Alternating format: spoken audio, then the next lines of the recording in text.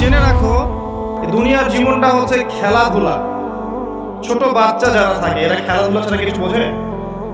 ওদের কাছে দুনিয়াটা এমনই, খেলার মতো। খেলাধুলা করবো, এটাই দুনিয়ার জীবন ওদের কাছে মনে হয়। আর একটু বড় হলে আল্লাহ, দেখবেন কিশোর কিশোরীরা এখন দুনিয়ায় জীবনের কোনো উদ্দেশ্য নাই, সারাদিন এই বস্তুবাদিতার স্রোতে গা ভাসিয়ে দিয়েছে, ছেলে খেলায় সময় পার করছে। সারাদিন দেখবেন ফেসবুক, ইউটিউবিং, টিকটক, আড্ডাবাজি করা, লুডো খেলা, পাবজি, ফ্রি ফায়ার। ওদের কাছে লাভ মানে মজা, হাসি তামাশা। দুনিয়ার জীবন কি ঠাট্টা? মজা, হাসি তামাশা। আর একটু বুঝ বেশি থাকলে ড্রাগ অ্যাডিক্টেড হবে, গার্লফ্রেন্ডকে নিয়ে ঘুরবে, পর্নোগ্রাফিতে আসক্ত হবে, জুয়া খেলবে, ক্যাসিনোতে যাবে। দুনিয়ার জীবন ওদের কাছে এমন। আরেকটু বড় হলে আরেকটু বড় যখন হবে, ম্যাচুরিটি আসবে, তখন প্রতিযোগিতা, প্রাচুর্যের প্রতিযোগিতা, কে কত বেশি সম্পদ আর্ন করতে পারে, কার কত বেশি জমি আছে, কার কত সুন্দর স্ত্রী আছে, কার কত বড় চাকরি, কার কত বড় সম্পত্তি, কার কত বড় ক্ষমতা, জনবল কার কত বেশি। এই যে তাফাকুরুম বাইনাকুম ওয়া তাকাসুর। আল্লাহ পাক এটা সূরা তাকাসুরেও বলেছেন, আলহাকুমুত তাকাসুর হাত্তা যুরতুমুল মাকাবির। তোমরা প্রাচুর্যের প্রতিযোগিতা তোমাদেরকে মহাচ্ছন্ন করেছে যতক্ষণ না তোমরা কবরে শায়িত হচ্ছ। কাল্লা সাউফা তা'লামুন সুম্মা কাল্লা সাউফা তা'লামুন। কখনো নয়, শীঘ্রই তোমরা জানতে পারবে। আবারও বলছি, শীঘ্রই তোমরা জানতে পারবে। কাল্লা লাউ তা'লামুনা ইলমাল ইয়াকিন। তখন ইলমাল ইয়াকিনে জানবে। একটা জিনিস পড়ে জানার নাম ইলমাল ইয়াকিন নয়, অনুধাবন করবেন যখন, তখন আপনার কাছে ইলমাল ইয়াকিন হবে। যেমন আপনাকে যদি বলি যে গোলাপ ফুলের গন্ধ আর রজনীগন্ধার গন্ধের মধ্যে পার্থক্য লিখে বলেন, লিখিত আকারে পার্থক্য বলেন বা ভাষায় প্রকাশ করেন, পারবেন? কথা বুঝতে পারছেন? গোলাপ ফুলের গন্ধ এবং রজনীগন্ধার গন্ধের মধ্যে কি পার্থক্য আছে আমাকে লিখিত আকারে দেন বা ভাষায় প্রকাশ করেন, পারবেন? এটা সম্ভব? মধুর মিষ্টি কেমন আর এই যে আপনার গুড়, এর মিষ্টি কেমন লিখিত আকারে বলুন বা ভাষায় প্রকাশ করুন, পারবেন? কিভাবে পারা যাবে? কিভাবে? যদি আপনি দুইটা ফুল কাছে নেন, নিয়ে দুটার ঘ্রাণ শোকেন, শুকে আপনি বুঝতে পারবেন, অনুধাবন করুন। ইলমাল ইয়াকিন, এটা হচ্ছে ইলমাল ইয়াকিন। আপনার নিশ্চিত জ্ঞান হলো যে এই গন্ধটা এমন, এই গন্ধটা এমন। পরে আপনি বলবেন অমুকের গন্ধটা গোলাপের মতো আর অমুকের গন্ধটা রজনীগন্ধার মতো। এই যে ইলমাল ইয়াকিন। মধু খান আবার গুঁড়ো খান, স্বাদ যখন বুঝবেন আপনি বুঝে ফেলবেন যে কোনটা কিসের স্বাদ। এই চাক্ষুষ জ্ঞানটাকে বলা হয় কি? ইলমাল ইয়াকিন। কবরের আযাব না ভোগ করলে মানুষ বুঝবে না পরকাল কি জিনিস, ওইটা ইলমাল ইয়াকিন। আমি বুঝাতে পারছি? কবর যখন চাপ দিবে নাউযুবিল্লাহ, তখন মানুষের ইলমাল ইয়াকিন হবে যে এটাই সেই শাস্তি। সূরা দুখান পড়ে দেখেন, আল্লাহ পাক বলেছেন যুক ইন্নাকা আনতাল আজিজুল কারীম। শাস্তি ভোগ করো, আজকে শাস্তি ভোগ করো। পৃথিবীতে অনেক সম্মানিত ছিলে, আজকে শাস্তি ভোগ করো। এটাই সেই শাস্তি যা তুমি অস্বীকার করেছিলে। তখন বুঝবেন কোনটা ইলমাল ইয়াকিন। তো আল্লাহ পাক এই কথাটা বলেছেন তাকাসুরের মধ্যে, তোমাদের প্রাচুর্যের প্রতিযোগিতা ব্যস্ত করে রেখেছে যতক্ষণ পর্যন্ত না তোমরা কবরে শায়িত হচ্ছ। কাল্লা সাউফা তা'লামুন সুম্মা কাল্লা সাউফা তা'লামুন কাল্লা লাউ তা'লামুনা ইলমাল ইয়াকিন। নিশ্চিত জ্ঞান সহকারে তোমরা জানবেই ইনশাআল্লাহ তাআলা। আল্লাহ পাক সূরা হাদীদের এই আয়াতে বলছেন যে দুনিয়ার জীবনটা খেলাধুলা, প্রাচুর্যের প্রতিযোগিতা, অনর্থক বিষয়ে ব্যস্ত থাকা। ই'লামু আন্নামাল হায়াতুদ দুনিয়া লা'ibun ওয়া লাহwun ওয়া যিনাতুন ওয়া তাফাখুরুন বাইনাকুম ওয়া তাকাসুরুন ফিল আমওয়ালি ওয়াল আওলাদ। এই প্রাচুর্যের প্রতিযোগিতা হচ্ছে সম্পদের ক্ষেত্রে, সন্তানদের ক্ষেত্রে। এটা করি না আমরা? আমার এত সন্তান, আমার এত সম্পদ। আল্লাহ এটাই বলছেন, কামাসালি গায়যিন। এর एग्जांपलটা হচ্ছে এমন, কামাসালি গায়যিন আ'জাবাল কুফফার নাবাত। দুনিয়ার জীবনের উদাহরণ হচ্ছে এমন একটা বৃষ্টির মতো। ভালো করে বোঝেন, একটা বৃষ্টির মতো, যে বৃষ্টিটা একটা মৃত জমিনে পড়লো। জমিনটা মৃত ছিল, এরপর জমিনটা সজীব হলো, হওয়ার পরে সেখানে ফসল ফললো। ফসলটা এক পর্যায়ে সবুজ হলো। কি হলো? সবুজ, শস্য শ্যামল হয়ে গেল। এরপরে এই ফসলটা হলুদ বর্ণ ধারণ করলো। হলুদ বর্ণ ধারণ করার শেষে এরপর চাষি এটাকে কেটে ফেললো। এই যে বৃষ্টি পড়লো, মৃত জমিন জীবিত হলো, এই যেখানে বীজ দেয়া হলো, ফসল ফললো, ফসলটা সবুজ হলো, তখন চাকচিক্যময় চারপাশ, শস্য শ্যামল, সুজলা সুফলা, না? খুব ভালো লাগছে। এরপরে আবার দেখবেন ওইটা পিত বর্ণ ধারণ করবে, হলুদ হয়ে যাবে, চাষি ওটাকে কেটে ফেলবে।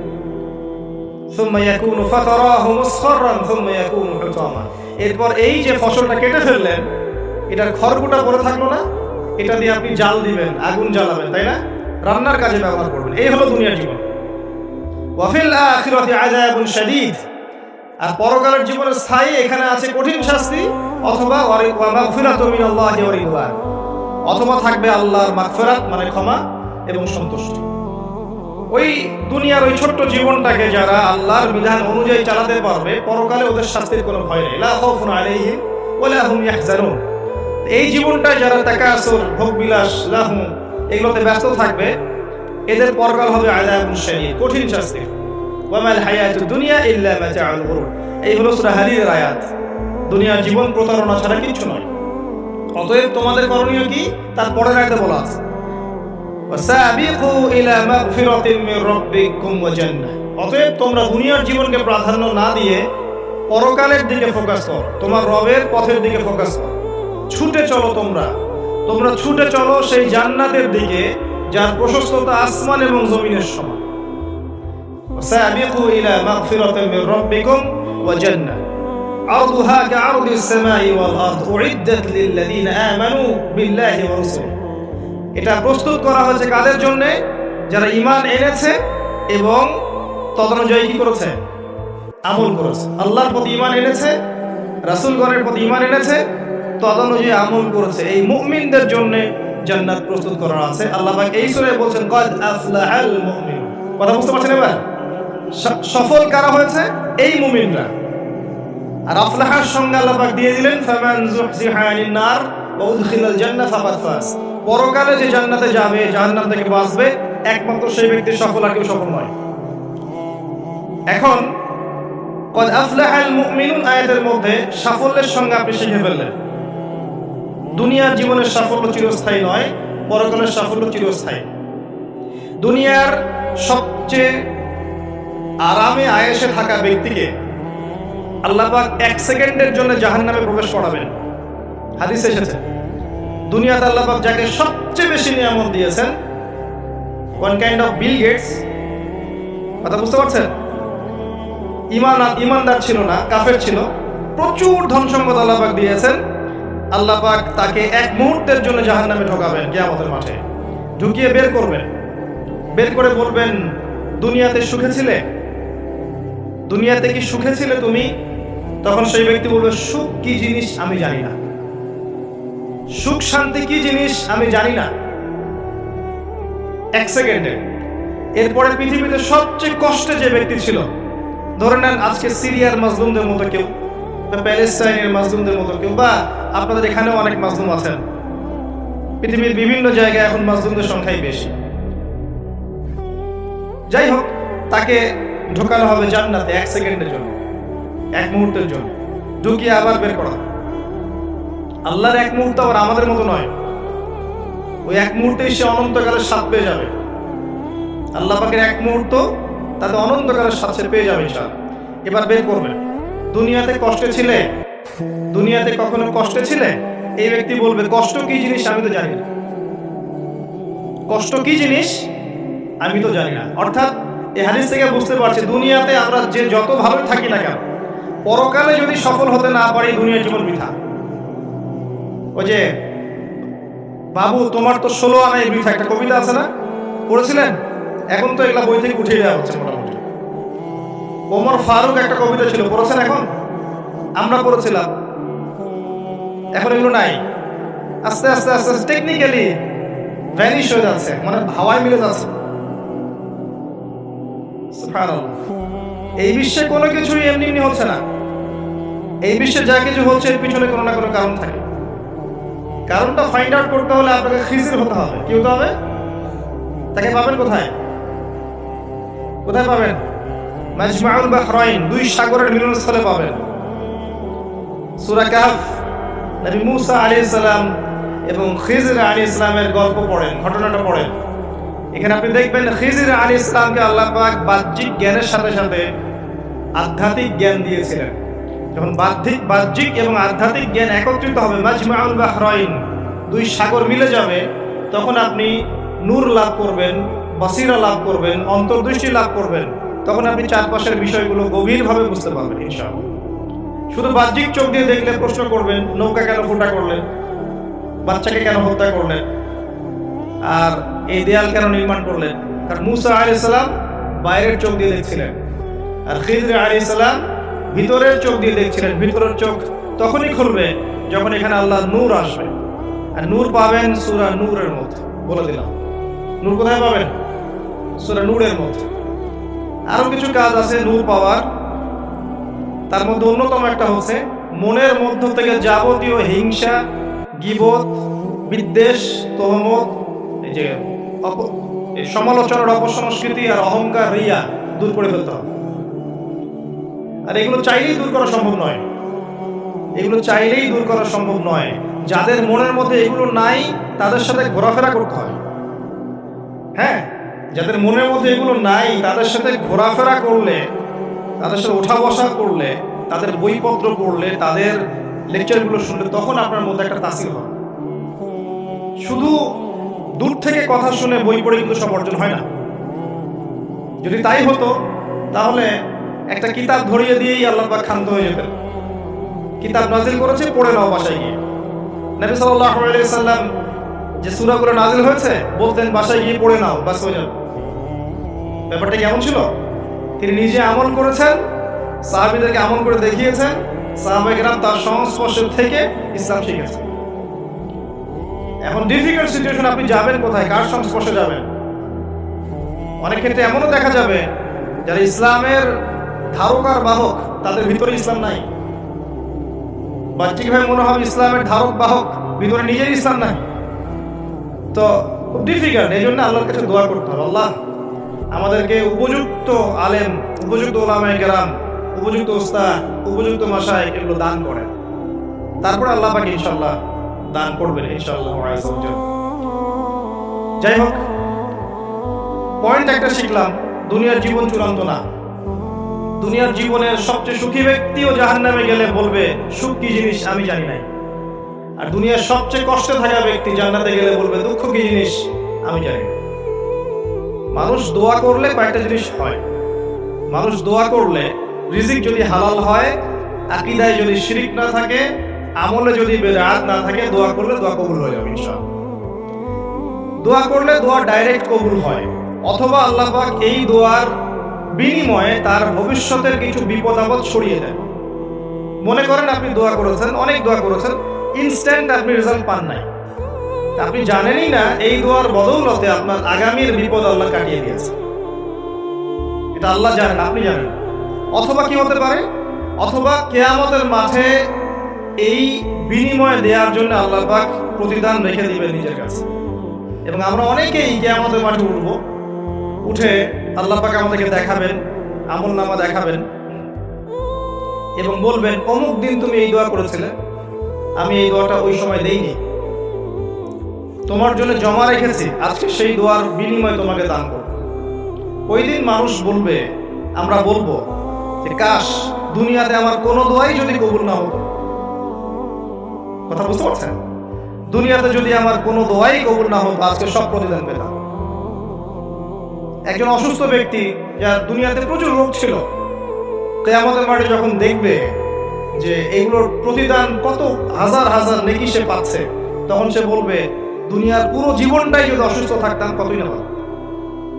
আমি বুঝাতে চাচ্ছি, এরকম অনেক হাদিস আছে, বলতে গেলে রাত শেষ হয়ে যাবে, যে দুনিয়ার জীবনটার মূল্য আল্লাহর কাছে খুব বেশি নয়, একটা মাছির পাখার সমানও নয়।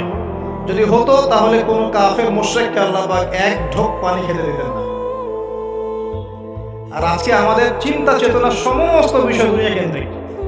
আমাদের পড়াশোনার উদ্দেশ্য দুনিয়া, ব্যবসার উদ্দেশ্য দুনিয়া, চাকরির উদ্দেশ্য দুনিয়া, আমাদের সামাজিক কাজগুলোর উদ্দেশ্য দুনিয়া, সবকিছুই দুনিয়া কেন্দ্রিক। আর আমরা সবাই মনে করছি দুনিয়াই দুনিয়া, এরপরে আর কিছু নাই।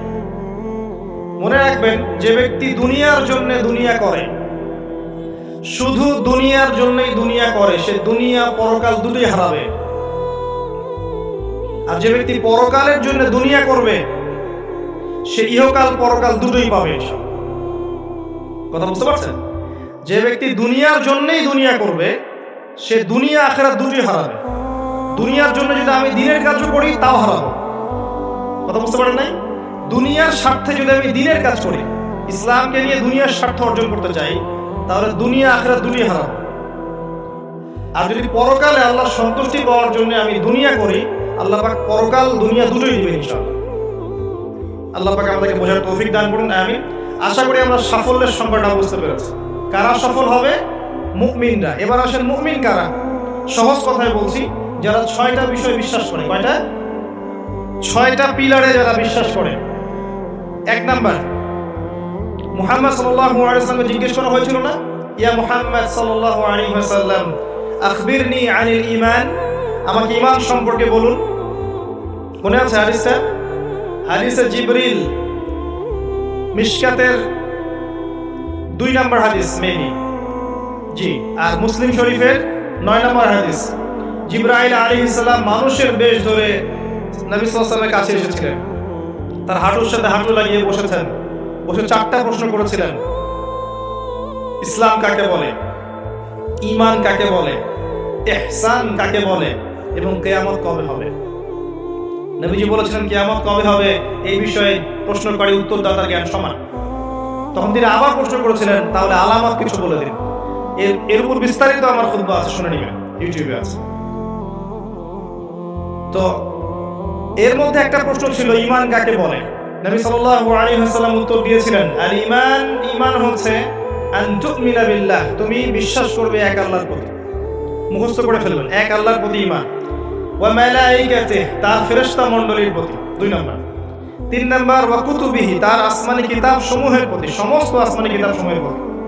4 নাম্বার ওয়া রুসুলিহি, তার সমস্ত রাসূলগণের প্রতি বিশ্বাস করবে। 5 নাম্বার ওয়াল ইয়াউমিল আখির, পরকালের জীবনে বিশ্বাস করবে। 6 নাম্বার ওয়াল কদরি খাইরি ওয়া শাররি, তাকদীরের ভালো এবং মন্দের প্রতি বিশ্বাস করবে। এই 6টা পিলারের প্রতি বিশ্বাস করার নাম কি? ঈমান। বলেন তো আমার সাথে। 1 নাম্বার আল্লাহর প্রতি, 2 নাম্বার ফেরেশতা মণ্ডলীর প্রতি, 3 নাম্বার আসমানি কিতাব সমূহের প্রতি, 4 নাম্বার নবী রাসূলগণের প্রতি, 5 নাম্বার পরকালের জীবনের প্রতি, 6 নাম্বার কি? ভাগ্যের ভালো মন্দের প্রতি। এখন মজার ব্যাপার হচ্ছে, এই 6টার কোনোটাই চোখে দেখা যায় না। কথা বুঝতে পারছেন? এই 6টার কোনোটাই আপনি চোখে দেখতে পারবেন না। আল্লাহ দেখেছেন, মালায়েকা ফেরেশতা দেখেছেন, আসমানি কিতাব সমূহ, আগের আসমানি কিতাবগুলো দেখেছেন। আমি তো বারবার একটা কথা বলি লেকচারে, যে অনেক মুসলিম তো কোরআনও দেখেনি। এমন মুসলিম নাই? আছে, অবশ্যই আছে। দিন দিন ওদের সংখ্যা বাড়ছে। হ্যাঁ, কেমব্রিজ, অক্সফোর্ড, হার্ভার্ড থেকে পড়ে আসছে, কোরআন দেখেনি। হ্যাঁ, আপনি তোলা তোলা করে বড় করেছেন, ইউনিভার্সিটিতে পড়ে আপনার ছেলে কোরআন দেখেনি কখন? দেখেছে যে তার বাবার মৃত্যুবার্ষিকীতে হুজুর এসে একটা বই পড়ে, তার নাম কোরআন, তার কাছে এরকমই মনে হয়। এরকম জেনারেশন আছে না? এদেরকে খিজর আলাইহিস সালাম পেলে হত্যা করতেন। ওই যে ছোট্টবেলায় একটা বাচ্চাকে হত্যা করে, মনে আছে? একটা ছোট্ট বাচ্চাকে খিজর আলাইহিস সালাম হত্যা করেছিলেন। নবী সাল্লাল্লাহু আলাইহি ওয়াসাল্লাম বলেছিলেন, কি জন্য হত্যা করলেন? একটা অপরাধ করলেন আপনি। খিজর আলাইহিস সালাম বলেছিলেন, এই বাচ্চা যদি বড় হতো তাহলে বিশাল কাফের হতো এবং নিজে কুফরি করতো, পিতামাতাকে কাফের বানিয়ে ছাড়তো। এই হলো সেই জেনারেশন যেটাকে আমরা বড় করছি এখন। বিশ্বাস করেন, এটাই সেই জেনারেশন। আর সূরা কাহফ কিন্তু শেষ জামানার সূরা। এই সূরা আপনাকে দাজ্জাল থেকে বাঁচাবে। দাজ্জাল আগমনের সময় বিশ্বের কি অবস্থা হবে এটা ওই সূরার মধ্যে দেয়া আছে। এটাকে আপনাকে বুঝতে হবে গভীরভাবে। যাই হোক, আসেন, আসমানি কিতাব সমূহ আমরা কিন্তু দেখিনি, কোরআন আমরা দেখেছি। নবী রাসূলগণ কোন নবীকে দেখেছে? এমনকি আমরা কি আমাদের নবীকেও দেখেছি? দেখিনি। ওয়াল ইয়াউমিল আখির, পরকালকে দেখেছে? পরকালের কিছুই দেখিনি আমরা। দেখেছি? আমরা শুনেছি কবরে আযাব হয়, দেখেছেন কখনো? কবর চাপা দিবে, দেখেছেন? কবরের প্রশ্ন উত্তর হবে, দেখেছেন? কবরে যে আমরা দাফন করে দিয়ে আসি, কখনো কি দেখা যায় এগুলো? আমরা কি রূহ বা আত্মাকে দেখেছি? দেখেছি? এরকম পরকালের প্রতিটা স্তর, কিয়ামতের মাঠ, মিজান, পুলসিরাত, জান্নাত, জাহান্নাম, আমলনামা দেখেছি? দেখি নাই। আমাদের কাদের ফেরেশতা দেখেছি? কিছু দেখি নাই। এই যে 6টা পিলার ঈমানের, সব কিন্তু গায়েব, অদৃশ্য বিশ্বাস। এটাই সেই আয়াতের ব্যাখ্যা। আল্লাহ পাক বলেছেন আলিফ লাম মিম যালিকাল কিতাব লা রাইবা ফিহি হুদাল লিল মুত্তাকিন। এই বইটা মুত্তাকিদের জন্য হেদায়েত, যে বই কোনো সন্দেহ নাই, যে কিতাবে কোনো সন্দেহ নাই। এই মুত্তাকি কারা? আল্লাযীনা ইউমিনুনা বিল গায়বি, যারা কিনা প্রথমত এই গায়েবের প্রতি ঈমান আনে। এই হলো গায়েবের 6টা পিলার। এখন সবচেয়ে মজার কথা হচ্ছে যে এখনকার শিক্ষা এবং জ্ঞান দর্শন হচ্ছে এমন যে পরীক্ষা নিরীক্ষা, বিজ্ঞান, যুক্তি আর দর্শন দিয়ে কোনো কিছুকে যদি প্রমাণ না করতে পারেন তাহলে তার অস্তিত্ব নেই। যে পরীক্ষা নিরীক্ষা, পর্যবেক্ষণ, যুক্তি, দর্শন, বিজ্ঞান, এগুলো দিয়ে যদি আপনি প্রমাণ করতে না পারেন কোনো কিছুকে, তাহলে এগুলোর কোনো অস্তিত্ব নেই। এজন্যই তারা ঈমানের 6 পিলারের কোনোটাতেই বিশ্বাস করে না। কথা কি বুঝতে পারছেন? আল্লাহকে তো আপনি ল্যাবে প্রমাণ করতে পারবেন না, পারবেন? আর আল্লাহ যদি সামনে থাকতেন তাহলে কি ফেরাউনও তাকে সাজদা করতো না? করতো না? তাহলে কি দুনিয়ার জীবনটা কোনো পরীক্ষা হতো? হতো না। যাই হোক, এই যে মালায়েকা, আপনি কি ল্যাবে প্রমাণ করতে পারবেন? পারবেন? পারবেন না। রূহ বা আত্মাকে প্রমাণ করতে পারবেন? স্বপ্নের ব্যাখ্যা দিতে পারবেন? ঘুম, মানুষ যে ঘুমায়, ঘুমের মধ্যে হাসে এবং কাঁদে, আছে না? ঘুমের মধ্যে ভয় পায়, ব্যাখ্যা করতে পারবেন? পারবেন না। এই যে পরকালের জীবনের, কবরের আযাব, জান্নাত, জাহান্নাম, মিজান, পুলসিরাত, একটাকেও কি ব্যাখ্যা করা যাবে? ল্যাবরেটরিতে প্রমাণ করা যাবে? ওদের দর্শন হচ্ছে, এটাকে বলে এপিস্টিমোলজি বা জ্ঞান তত্ত্ব। ওদের জ্ঞান তত্ত্ব হচ্ছে যে যেহেতু এগুলোকে আমরা প্রমাণ করতে পারছি না, অতএব এগুলোর কোনো অস্তিত্ব নাই। চাক্ষুষ যা দেখবো তাই সত্য। এটা ওই যে মূসা আলাইহিস সালামকে বলেছিল তার কওম, লান নুমিনা লাকা হাত্তা নারাল্লাহা জাহরা, আমরা বিশ্বাস করব না তোমার কথা হে মূসা, যতক্ষণ আল্লাহকে হাজির করছো আমাদের সামনে, দেখবো তারপর বিশ্বাস করব। এই জ্ঞান তত্ত্ব দিয়েই সারা বিশ্বের শিক্ষা দর্শন চলছে। এই কারণেই বলি আমি যে শিক্ষার মধ্যে শিরক আছে। কি আছে? শিক্ষা দর্শনের মধ্যে শিরক আছে। এই চিন্তা চেতনা লালন করে কেউ জ্ঞান অর্জন করে, তার এই পুরো জ্ঞান অর্জনটাই বৃথা। এই জ্ঞানের দিয়ে সে দুনিয়া পাবে, পরকাল পাবে না। তো ঈমানের 6 পিলার প্রত্যেকটাই কি? গায়েবে বিশ্বাস। এগুলো বিশ্বাস করতে হবে, এটাই দুনিয়ার জীবনের পরীক্ষা। মনে রাখবেন, এগুলোর প্রতিটার পিছনেই বিজ্ঞান আছে, যুক্তি দর্শন আছে, কিন্তু আমাদেরকে সেই ক্যাপাবিলিটি অফ থিঙ্কিং দেওয়া হয় নাই।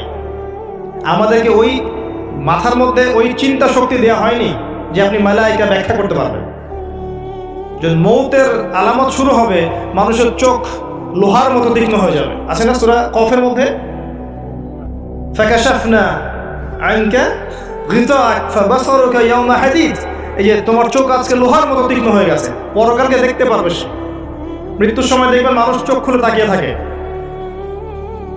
তাকিয়ে থাকে না, চোখ বন্ধ করে দেওয়া হয়। তার রূহটা যে মালায়েকা নিয়ে চলে গেছেন, সে দেখতে থাকে, রূহটাকে ফলো করতে থাকে। মানুষের সায়েন্স বলে এখন মানুষের বডি যখন মারা যায় তারপরও চোখ জীবিত থাকে। চোখের মধ্যে চোখ সবচেয়ে শেষে নষ্ট হয়। চোখের এই যে ইন্দ্রিয় ক্ষমতাটা, এটা মানে ডেড বডি মারা যাওয়ার সাথে সাথেই শেষ হয়ে যায় না, চোখের এই ক্ষমতাটা বাকি থাকে। দেখবেন চোখ তাকিয়ে আছে।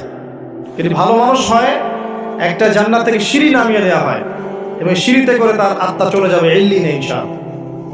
আর খারাপ হলে কোথায় যাবে? সিজ্জিন। এটা বারজাখের জীবন, এখানে আযাব দেওয়া হচ্ছে। মিরাজের রাতে নবী সাল্লাল্লাহু আলাইহি ওয়াসাল্লাম দেখে আসছেন না? সুদখোরের শাস্তি রক্তের নদীতে ফেলে মাথা ফাটিয়ে দেওয়া হচ্ছে।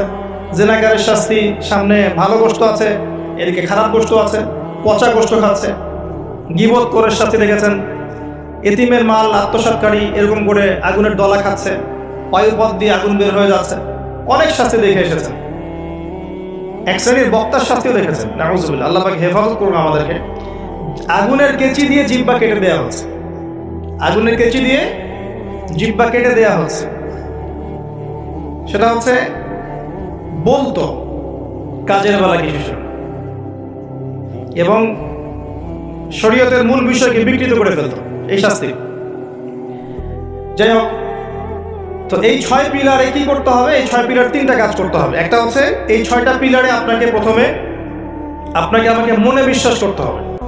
এটা 1 নাম্বার, তাসদীক বিল জিনান। ইকরার বিল লিসান, এরপর আপনাকে মৌখিক স্বীকৃতি প্রদান করতে হবে, এরপর আমালু বিল আরকান, কাজে বাস্তবায়ন করতে হবে। আর ঈমান কিন্তু ইয়াজিদু ফিত তাআহ, আল্লাহর আনুগত্যে ঈমান বৃদ্ধি পায়, ওয়া ইয়ানকুসু ফিল মাসিয়া, এবং আল্লাহর অবাধ্যতা করলে ঈমান কিন্তু কমে যায়। ঈমান বাড়ে, ঈমান কমে। ঈমানের 6টা পিলারকে আবার 3টা কাজ করতে হবে: মনে বিশ্বাস, মুখে স্বীকৃতি, কাজে বাস্তবায়ন। কাজে বাস্তবায়ন করতে গেলে আপনি অনেক সময় ভুল করে ফেলতে পারেন, গুনাহ করে ফেলতে পারেন। গুনাহ করে ফেললেই, কবিরা গুনাহ করলেও কেউ কাফের হয়ে যাবে না, সে বড়জোর ফাসেক জালেম হতে পারে। তার তওবার দরজা কি থাকবে? খোলা থাকবে। তওবা করে সে ফিরে আসতে পারে। মৌতের আগ পর্যন্ত ওর তওবার দরজা খোলা আছে। আল্লাহ পাক চাইলে তাকে তওবা নসিব করতে পারেন। এই জন্য কেউ কবিরা গুনাহ করলেই তাকে কাফের মনে করার কোনো সুযোগ নেই। যারা ইসলামের নামে জঙ্গিবাদ ছড়িয়েছে তারা এই আকীদায় বিশ্বাস করে যে কেউ যদি কবিরা গুনাহ করে তাহলে কাফের হয়ে যাবে। কথা বুঝতে পারছেন? এটা খারেজি আকীদা বলে। কি আকীদা? খারেজি আকীদা। এরা বিশ্বাস করে কেউ কবিরা গুনাহ করলেই কাফের হয়ে যায়, অতএব ওকে মারা হালাল, ওর রক্ত হালাল, ওর সম্পদ হালাল। এই কারণে দেখবেন মুসলিম কান্ট্রিগুলোর মধ্যে এই যে মুসলিম থেকে হত্যা করা হচ্ছে, হত্যা মুসলিম থেকে করা হচ্ছে, নাম দেওয়া হচ্ছে জিহাদ। খুব সতর্ক, যুব সমাজ খুব সতর্ক থাকবেন। মানে কিছু মানুষের গরম গরম লেকচারে পথভ্রষ্ট হয়ে যায় না। এত সহজেই একজন মুসলিম কাফের হয়ে যায় না।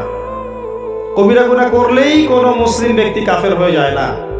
সে বড়জোর ফাসেক জালেম হতে পারবে, তার তওবার দরজা বন্ধ হয়ে যায় না, বরং খোলা থাকবে। মউত পর্যন্ত সময় আছে তার তওবা করে ফিরে আসে। খুব সাবধান।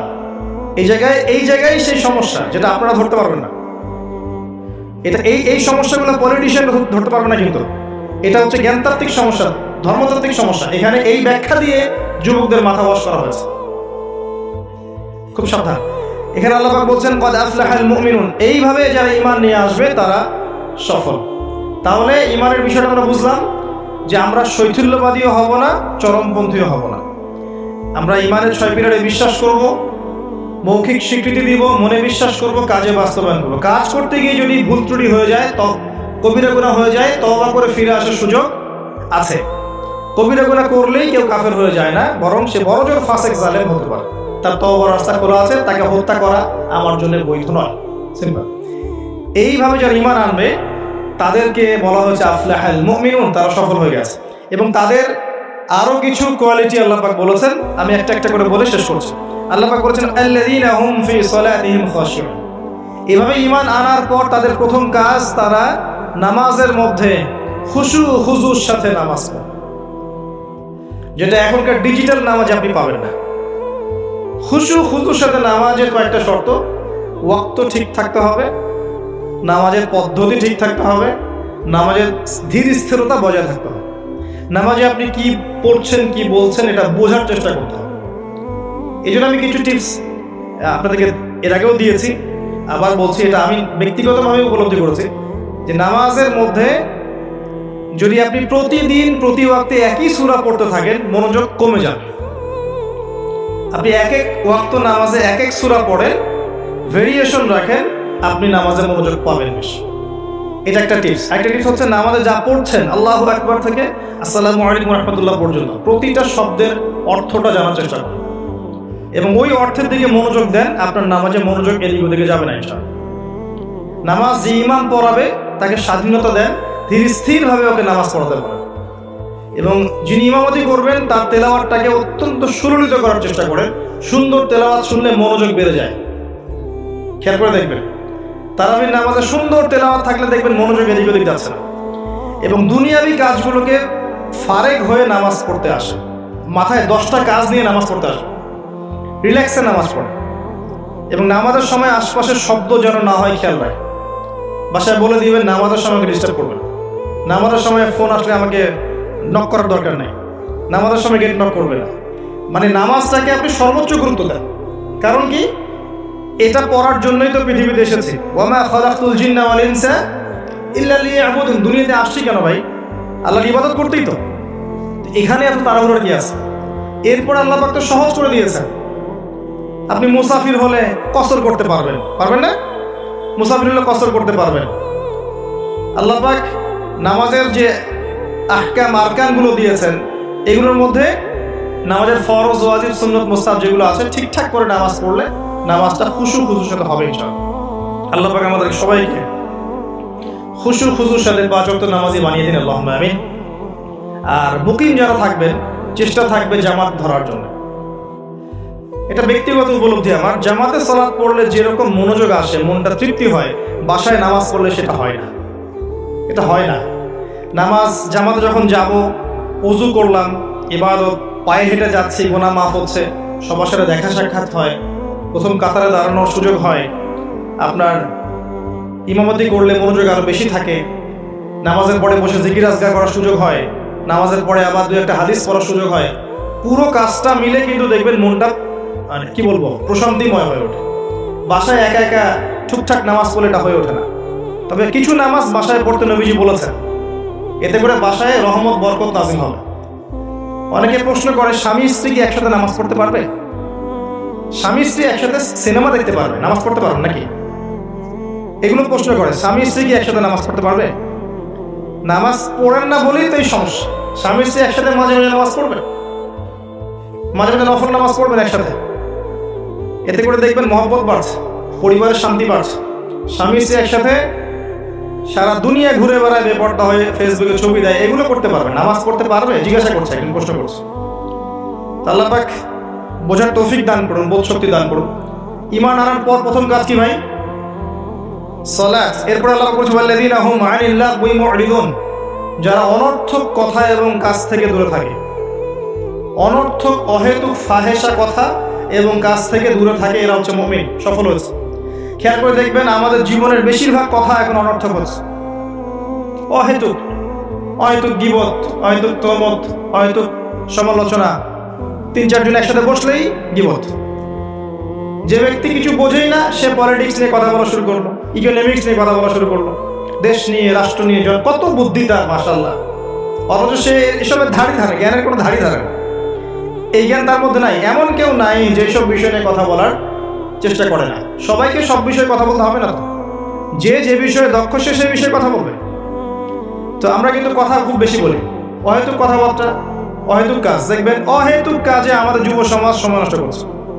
ঘুম থেকে ওটা থেকে শুরু করে দেখেন, অহেতুক আড্ডা মারবে, অহেতুক বাইক নিয়ে ঘুরছে মেয়ের পিছনে, অহেতুক বান্ধবীর পিছনে ঘোরা, দেখবেন অহেতুক আড্ডা মারা, কফি শপে বসে থাকা, অনলাইনে সারাদিন অনলাইনে স্ক্রল করতে থাকা, অহেতুক দেখবেন বসে বসে গেমস খেলছে, যে গেমসের কোনো মূল্যই নেই, সময় নষ্ট করছে নিছক মনোরঞ্জনের জন্য।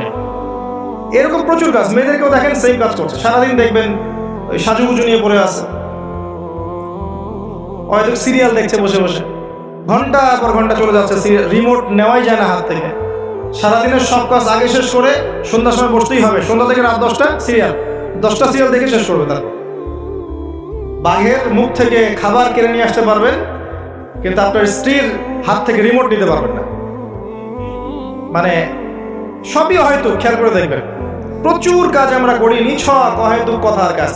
আল্লাহ পাক বলেছেন মুমিনদের সবচেয়ে বড় বৈশিষ্ট্য হচ্ছে তারা অহেতুক কথা এবং কাজ এড়িয়ে চলবে। কথা বললে দিনের কথা বলবে, আল্লাহর কথা বলবে, রাসূলের কথা বলবে। যে কথায় কোনো উপকার আছে এমন কথা বলবে, যে কথায় নিজের বা নিজের পরিবারের, নিজের দেশের, নিজের জাতির, নিজের উম্মার উপকার হয়, দিনের খেদমত হয়, এমন কোনো কথা বলবে বা কাজ করবে। আর যদি কোনো জায়গায় বসে দেখেন অহেতুক কথা কাজ হয়ে গেছে, সেক্ষেত্রে ওঠার আগে অবশ্যই এই দোয়াটা পড়বেন, সুবহানাকা আল্লাহুম্মা বিহামদিকা আশহাদু আল্লা ইলাহা ইল্লা আনতা আস্তাগফিরুকা ওয়া আতুবু ইলাইক। আশা করা যায় ওই বৈঠকে আপনি যে অহেতুক কথাগুলো বলেছেন এটা মাফ হয়ে যাবে ইনশাআল্লাহ। তো আল্লাহ পাক আমাদের সবাইকে অনর্থক কথা এবং কাজ থেকে বেঁচে থাকার তৌফিক এনায়েত করুন, আমিন। এরপর আল্লাহ পাক বলেছেন ওয়াল্লাযীনা হুম লিযাকাতি ফাঈলুন, যারা যাকাত আদায় করে। এখানে যাকাতের দুইটা অর্থ, একটা হচ্ছে মালের যাকাত প্রদান করা, নিসাব পরিমাণ সম্পত্তি থাকলে 2.5% যাকাত দিবে। যাকাত দেন তো? শুধু যাকাতটা যদি আমরা কালেক্ট করতে পারতাম, আমাদের সমাজে দারিদ্রতা বলে কিছু থাকতো না। শুধু যাকাতটা যদি আমরা সংগ্রহ করতে পারতাম সবাই, আর আমরা যদি দিতাম। আমরা অনেকে নামাজ পড়ি, যাকাত দেই না। রমজান মাসে তারাবির নামাজে এসে অনেক বড় বড় বাহাদুরি দেখাই, যাকাতটা আদায় করি না। বহু মানুষ আছে আমরা যাকাত দেই না। এমন অনেক মানুষ আছে আমাদের সমাজে যাদের এক একজনের যাকাতের টাকা দিয়ে শত শত মানুষের কর্মসংস্থান করা সম্ভব, জানেন?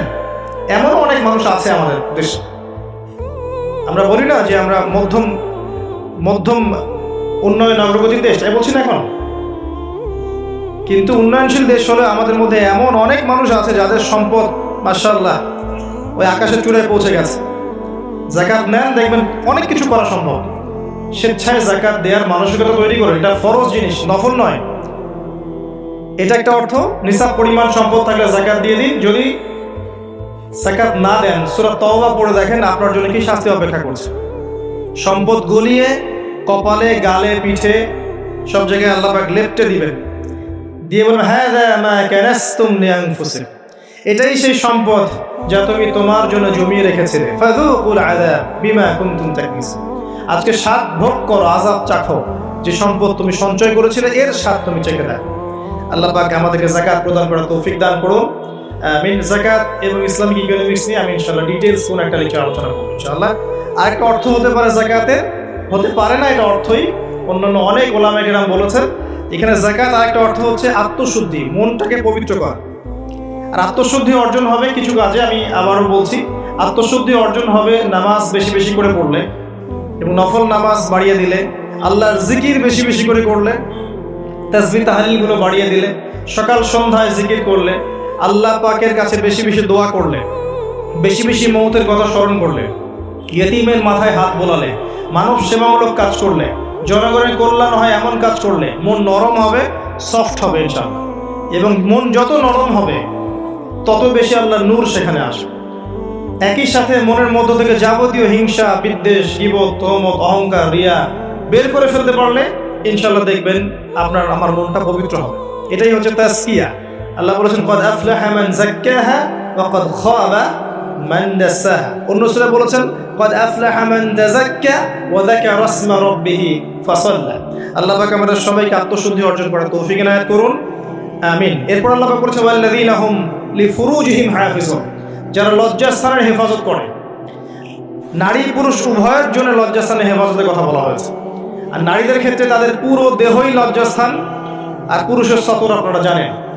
এখানে বৈধ সম্পর্কের বাইরে যত অবৈধ সম্পর্ক আছে সব কিছু থেকে দূরে থাকতে বলা হয়েছে। আপনার চোখের জেনা, মনের জেনা, হাতের জেনা, পায়ের জেনা, সমস্ত জেনা এবং সত্যিকারের জেনা সব কিছু থেকেই দূরে থাকতে বলা হয়েছে।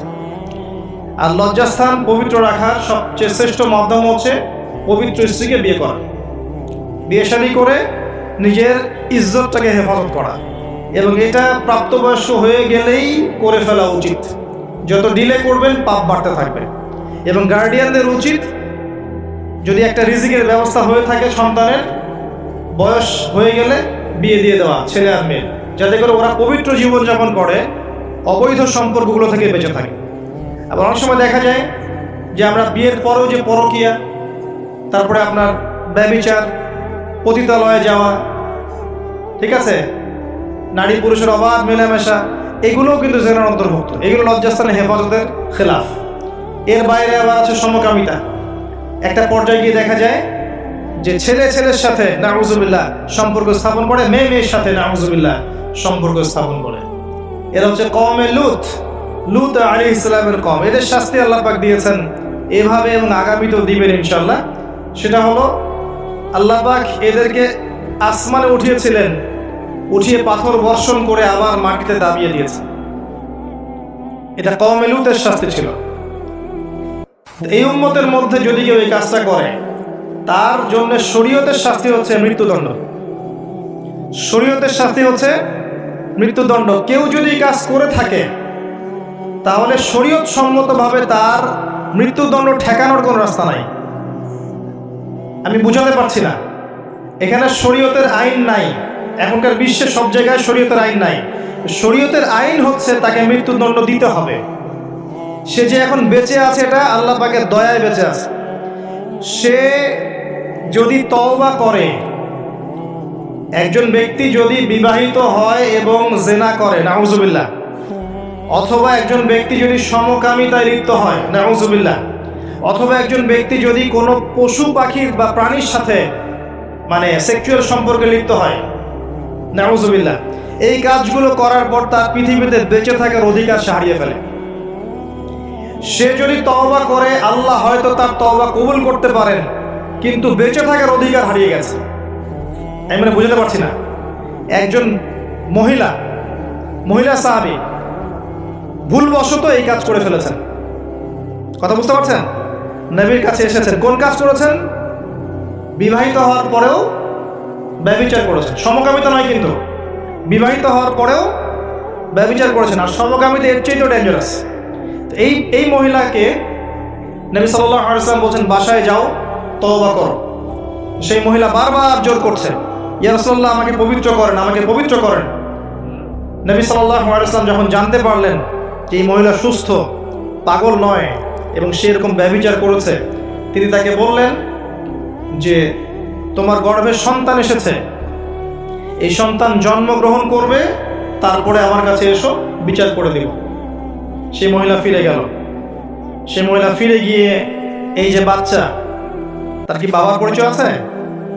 বাচ্চা লালন বড় করলেন, এরপর বাচ্চা খালাস করলেন, জন্মদান করলেন। জন্মদান করার পরে কোলের বাচ্চাকে নবীর কাছে এসেছেন সাল্লাল্লাহু আলাইহি ওয়াসাল্লাম, এসে বলেছেন, ইয়া রাসূলুল্লাহ, বাচ্চা এই যে জন্ম হয়ে গেছে, আমাকে পবিত্র করেন। নবীজি বললেন সাল্লাল্লাহু আলাইহি ওয়াসাল্লাম, ফিরে যাও, এই বাচ্চা যখন দুধ ছাড়বে তখন আসবে। 2 বছরের মধ্যে এই বাচ্চা দুধ ছেড়ে দিল, শক্ত খাবার খেতে শিখলো। এবার সেই মহিলা আবার এসেছে, এসে বলছে, ইয়া রাসূলুল্লাহ সাল্লাল্লাহু আলাইহি ওয়াসাল্লাম, আমাকে পবিত্র করেন। পবিত্র হওয়ার কি বাসনা, কারণ তারা পরকাল চিনেছেন। দুনিয়াতে আমাকে শাস্তি দেন, রজম করে দেন। নবী করিম সাল্লাল্লাহু আলাইহি ওয়াসাল্লাম দেখলেন বাচ্চার হাতে রুটি আছে, বাচ্চা শক্ত খাবার খেতে পারে।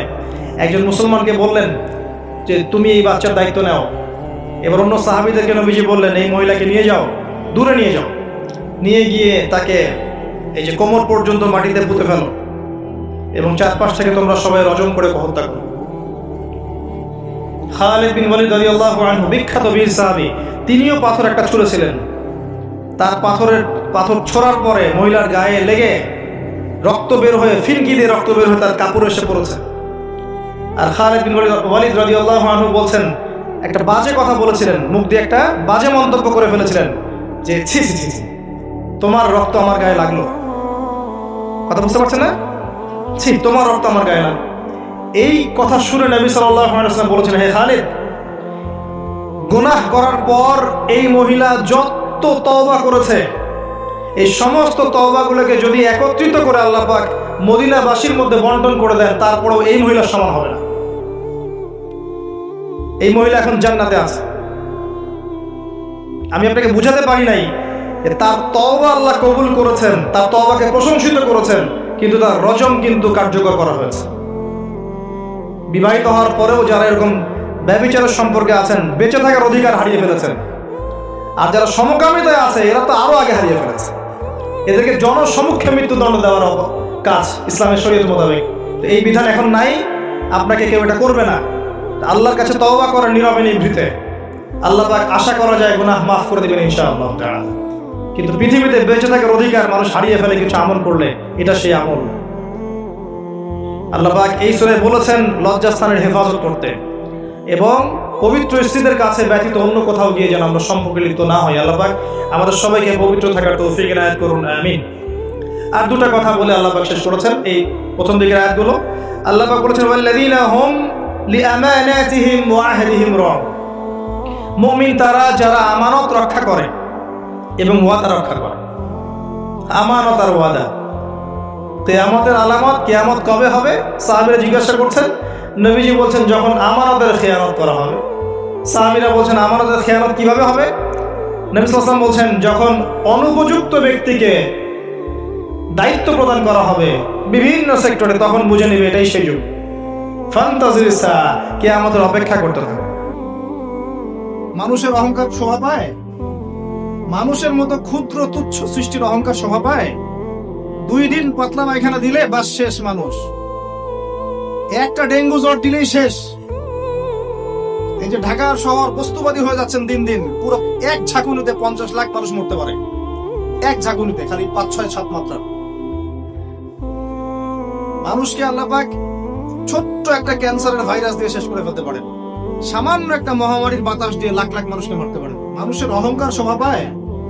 কোন মানুষ নামাজ পড়ে না চিন্তা করেছেন?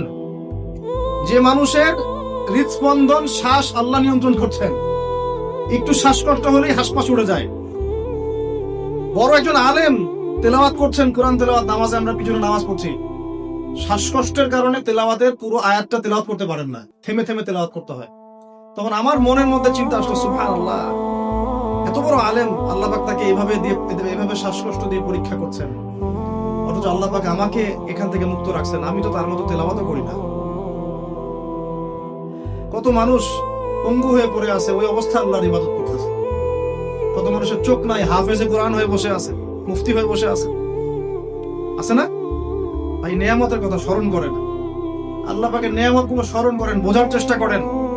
আল্লাহ পাক সূরা দুহা এটাই বলছেন, সূরা দুহার শেষে আল্লাহ পাক এটা বলছেন, আলাম ইয়াজিদকা ইয়াতীমান ফাআওয়া, তোমাকে আমি ইতিম অবস্থায় পাই নাই, আশ্রয় কি দেইনি? ওয়া ওয়াজাদাকা দাল্লান ফাহাদা ওয়া ওয়াজাদাকা আইলান ফাআগনা فأما اليتيم فلا تقهر وأما السائل فلا تنهر وأما بنعمة ربك فحدث।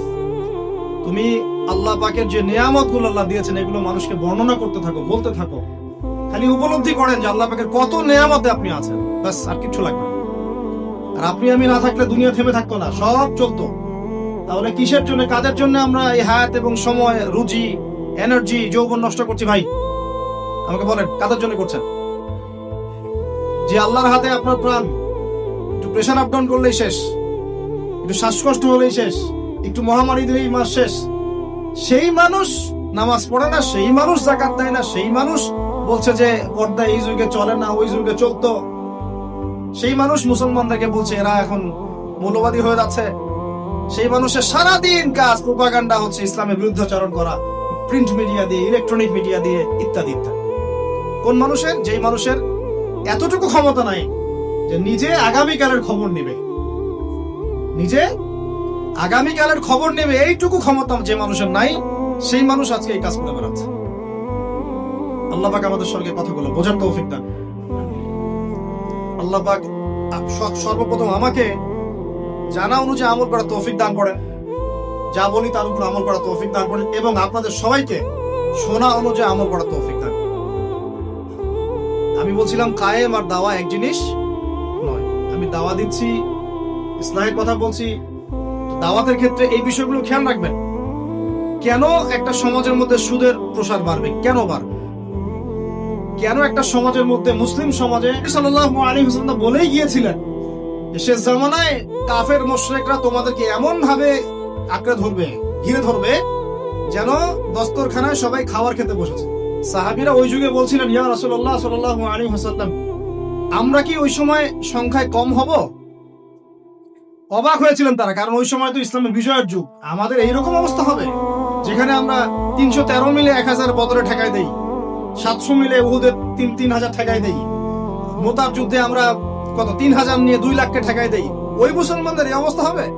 সাহাবীরা বলছিলেন অবাক হয়ে। তখন নবীজি বলছেন, হ্যাঁ, তোমাদের অবস্থা এরকম হবে, তোমরা সংখ্যায় হবে সমুদ্রের ফেনার মতো, কিন্তু দুইটা জিনিস তোমাদেরকে পেয়ে বসবে, এই দুইটার কারণে এই পরিণতি তোমাদের হবে। এটা আবরাহার যুগ না যে হস্তি বাহিনীকে ধ্বংস করার জন্য তৈরন আবাবিল আসবে, এটা সেই যুগ নয়।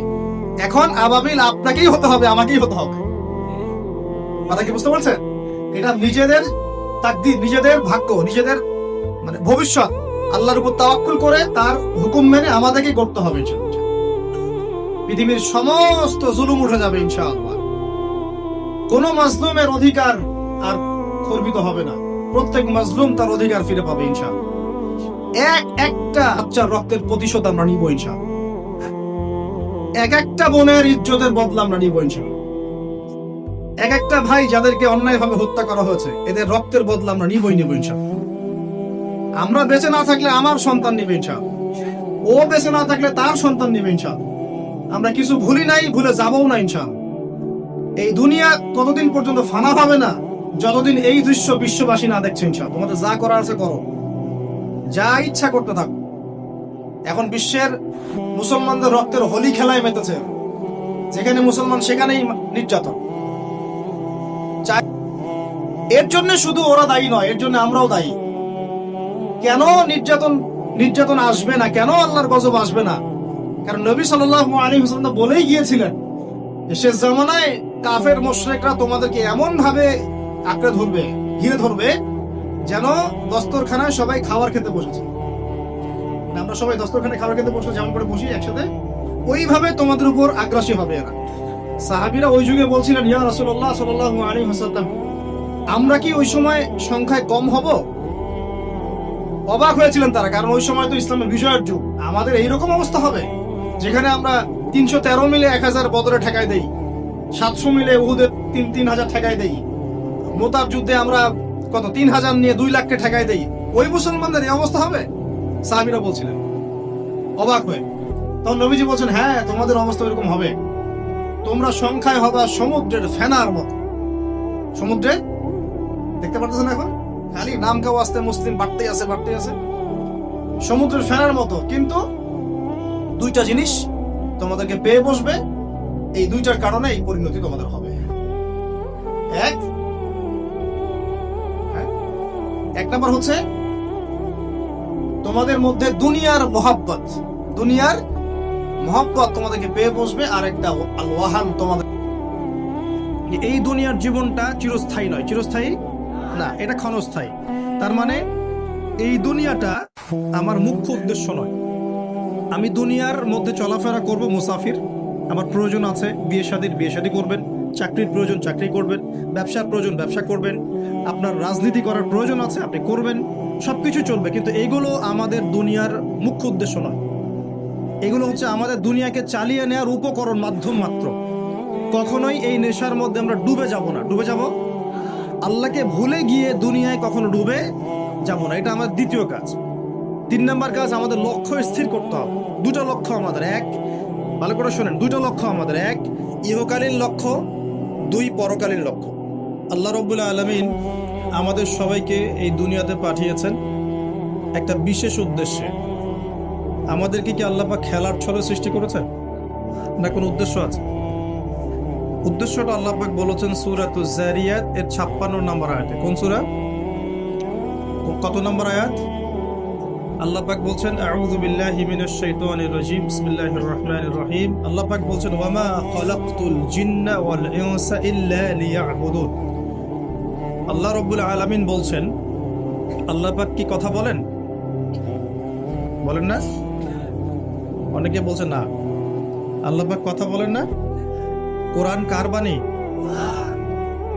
আকীদা পরিষ্কার করেন, কোরআন কি আল্লাহর মাখলুক না আল্লাহর কালাম? মাখলুক মানে কি? সৃষ্টি। আমরা মাখলুক কিনা? কোরআনও কি আমাদের মতোই মাখলুক, নাকি কোরআন আল্লাহর কালাম? কালাম শব্দের অর্থ কি? কথা বা বাণী। তার মানে আল্লাহ রাব্বুল আলামিন কথা বলেন, আল্লাহ রাব্বুল আলামিন বলছেন। তার মানে কি আল্লাহ পাক এটা ওহী নাজিল করেছেন। আল্লাহ পাক বলছেন, ওয়ামা খালাকতুল জিন্না ওয়াল ইনসা ইল্লা লিয়াবুদুন। আল্লাহ বলছেন, আমি জিন আর মানব জাতিকে শুধুমাত্র আমার ইবাদত করার জন্যই সৃষ্টি করেছি, অন্য কোনো কারণে সৃষ্টি করি নাই। এখানে 2টা শ্রেণী পাওয়া গেল, একটা হচ্ছে জিন জাতি, আর থেকে মানব জাতি। জিন জাতিকে আমরা দেখতে পারি, দেখেছেন কখনো জিন? দেখেন নাই। কিন্তু আমাদের সমাজে অসংখ্য জিনগ্রস্ত মানুষ ঘুরে বেড়াচ্ছে। আমি বলি, ঢাকা শহরে যে মেয়েগুলো চলাফেরা করে শপিং মলে, রাস্তাঘাটে, এখানে ওখানে, এদের একটা ভালো অংশ কিন্তু জিনগ্রস্ত, জিন ধরা। এটা হয়তো বলবেন কেমন করে এটা বলতে পারেন? হ্যাঁ, আল্লাহর নূর যাদের মধ্যে আছে তারা বলতে পারে। বহু মেয়ে আছে রাস্তাঘাটে ঘোরাফেরা করে, এরা জিনগ্রস্ত, জিন ধরা। জিন ধরা না হলে ওরকম নগ্ন হয়ে ঢং করে রাস্তায় চলাফেরা করতো না। উপরে একটা জিনের প্রভাব কি আছে? আছে। বিশ্বাস করছেন না? আল্লাহর নবীজি বলেছেন, মুহাম্মদুর রাসূলুল্লাহ সাল্লাল্লাহু আলাইহি ওয়াসাল্লাম, যে যখন কোনো মেয়ে বেপর্দা হয়ে বাহিরে বের হয়, তখন শয়তান মানে শয়তান জিন না ফেরেশতা, তখন শয়তান ওই মেয়ের সৌন্দর্যকে পুরুষের চোখে লোভনীয় বা আকর্ষণীয় করে তোলে। কে করে তোলে? শয়তান। তোমাদের কারো যদি কোনো গায়রে মাহরাম বেপর্দা কোনো মেয়েকে দেখে খারাপ চিন্তা জেগে যায়, তাহলে তোমরা বাসায় চলে যাবে। কোথায় যাবে? বাসায়, সেখানে গিয়ে তোমাদের স্ত্রীর সাথে সময় কাটাবে, ইনশাআল্লাহ তোমাদের সেই খারাপ চেতনা চিন্তা দূর হয়ে যাবে। তার মানে এই হাদিস থেকে প্রমাণ হচ্ছে শয়তান বেপর্দা মেয়েদেরকে সুন্দর করে উপস্থাপন করে।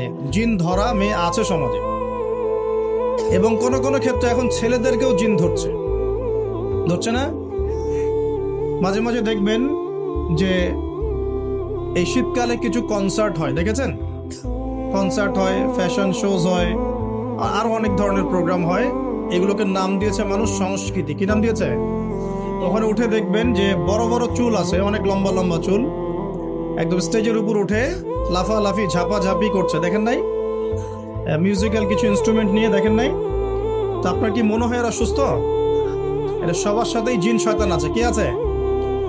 আচ্ছা, একটা কথা বলি, কোন কোন ক্ষেত্রে ওয়াজ মাহফিলের প্যান্ডেলেও দেখা যায় কিছু কমেডিয়ান, কিছু বাউল, এরা মানুষকে ডিজে জিকির শেখায়, দেখেন নাই?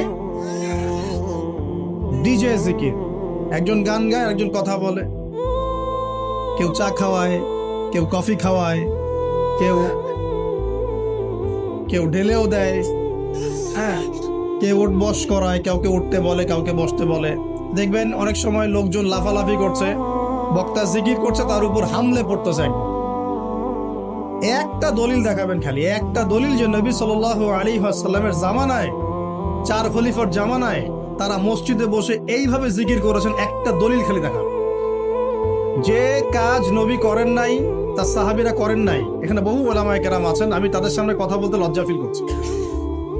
যত হাদিস আপনি ঘাটবেন, আমি তো সব হাদিস পড়ে শেষ করতে পারি নাই, স্বীকার করছি, কিন্তু নবীর যুগে এবং 4 খলিফার যুগে কোনোদিনও এইভাবে জিকির আজগার হয়েছে একটা দলিল আপনি খুঁজে বের করতে পারবেন না ইনশাআল্লাহ। অথচ দিব্যি এগুলো আমাদের সমাজে চলছে না?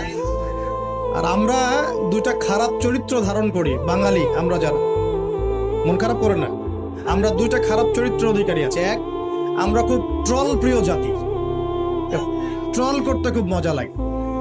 হ্যাঁ, মনে হয় যেটা করে আমি একদম বাংলাদেশের কি বলবো দিন একদম কায়েম করে ফেলছি। হ্যাঁ, ট্রল পাগল, ট্রল প্রিয় জাতি আমরা একটা। আরেকটা হচ্ছে আমরা ইস্যু পাগল জাতি। ইস্যু, একটা ইস্যু আসবে, খুব লাভঝাপ চলবে কয়েকদিন, ইস্যু শেষ, আবার লাভঝাপ শেষ। বিদেশিরা বলে যে এটা আমাদের শিক্ষার ব্যাপার আছে, কারণ নিজের মধ্যে ত্রুটি থাকলে তো সলভ করতে হবে কিনা, নিজের মধ্যে ত্রুটি থাকলে সলভ করতে হবে না। তারা বলে যে আমাদের মাথা নাকি ওই বাক্সে বন্দি মাছের মতো। বাক্সে বন্দি মাছ দেখেছেন? এই যে অ্যাকুরিয়ামের মধ্যে যে মাছগুলো চলাফেরা করে, এদের স্মৃতিশক্তি খুব দুর্বল হয়। ওই ছোট্ট জায়গাটুকু ওদের কাছে মনে হয় বিশাল সমুদ্রের মতো। কথা বুঝতে পারছেন? ওই ছোট্ট বদ্ধ জায়গাটাই